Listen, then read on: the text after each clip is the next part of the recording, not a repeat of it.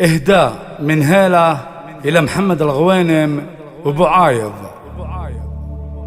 المدايح بالكفو كأنها وبل الغمام، لا اشتعل برقه وزادت رعوده اللماء. يا محمد الغوينم بك الشعر استقام، والمدايح وافية فيك من كل اتجاه، والمدايح وافية فيك من كل اتجاه.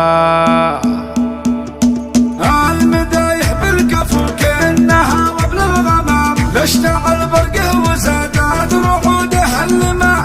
يا محمد الغوينم بك الشعر استقام، والمدايح وافية فيك من كل اتجاه. يلي واللي في فعولك ما يكفيك الكلام، رتبتك تزهق وانت الفخر نجم بسماع. يا ورث المجد يا ناس معالي المقام، الرجال اللي ذوهم شي ما هو قدر الوجاه. الرجولة والكرم فيك يا سيف الحسام، والوفا والطيب والجود بك كل اللقاء. يا ابو عايض والفخر دوم يهدي لك وسام، وانت تاريخك فخر وتنوم اسم انقرا. زوجتك تدي لك الشعر مع كل احترام، هيله اللي كل عز وفخر بك ترى. يا سندها بالليالي لها درع وحزام، وانت لب بعينها وانت لخك محتوى. اشهد انك وافي وبالفخر ذروة سنام، يا الكريم النادر اللي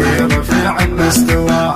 المدايح بالكفو كأنها وبل الغمام، لا اشتعل برقه وزادت رعوده اللماء. لا اشتعل برقه وزادت رعوده اللماء.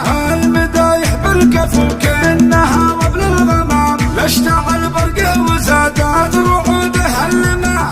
يا محمد الغوينم بك الشعر استقام، والمدايح وافية فيك من كل اتجاه. يلي واللي في فعولك ما يكفيك الكلام، رتبتك تزهق وانت الفخر نجم بسماع. يا ورث المجد يا ناس معالي المقام، الرجال اللي ذوهم شي ما هو قدر الوجاه. الرجولة والكرم فيك يا سيف الحسام، والوفا والطيب والجود بك كل اللقاء. يا ابو عايض والفخر دوم يهدي لك وسام، وانت تاريخك فخر وتنوم اسم انقرا. زوجتك تدي لك الشعر مع كل احترام، هيله اللي كل عز وفخر بك ترى. يا سندها بالليالي لها درع وحزام، وانت لب بعينها وانت لخك محتوى. اشهد انك وافي وبالفخر ذروة سنام، يا الكريم النادر اللي